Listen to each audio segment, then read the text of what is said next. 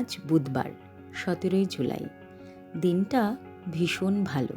কেন বলুন তো? এই যে কি সুন্দর সাদা সাদা ফুলগুলো আমার ফ্ল্যাটের ব্যালকনির ছোট্ট বাগানে ওরা ফুটেছে যে, তাই আমার আজকে মনটা ভীষণ খুশি। ভাবলাম আপনাদের সাথেও শেয়ার করি। ফুল দেখতে দেখতে হঠাৎ মনে পড়ে গেল আমার এক বান্ধবীর কথা।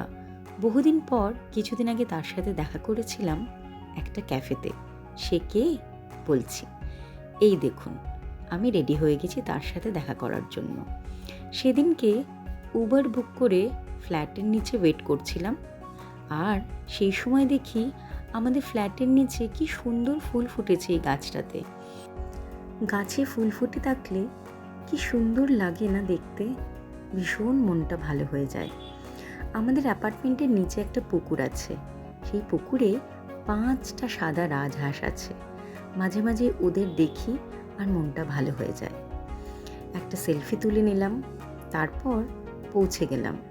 এই যে চলে এসেছি উমস ক্যাফে অ্যান্ড ডাইনিংয়ে। আমার বান্ধবী পায়েল ঘোষ, আমার ছেলেবেলার বান্ধবী, স্কুল ফ্রেন্ড। বহুদিন পর ওর সাথে দেখা। এখনও থাকে ব্যাঙ্গালোরে। ক্যাফের ইন্টেরিয়রটা খুব সুন্দর, ব্লু অ্যান্ড হোয়াইট কম্বিনেশনের। বিভিন্ন জায়গায় সিনেমার পোস্টার্স দিয়ে ভরা আছে।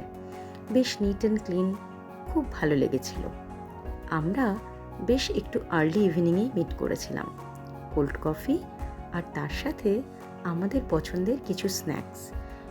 আমি যেহেতু ভেজ খেতে পছন্দ করি, তাই সেদিন পায়েলও ভেজ অর্ডার করেছিল। 2টো আইটেমই ভেজ, পনির পকোড়া আর তার সাথে পনির ভেজ র্যাপ। আপনাদেরকে বলে রাখি, বিশ্বাস করুন এই ভেজ র্যাপটা কি অসাধারণ খেতে ছিল। ননভেজকেও হার মানিয়ে দেবে। তবে হ্যাঁ, বলে রাখা ভালো, ক্যাফেটাতে প্রচুর স্যালাডের অপশনস আছে। আপনারা যারা ডায়েটে আছেন তারা ওখানে গেলে স্যালাড খাবেন। ক্যাফেটা একদম প্রপার লোকেশনে।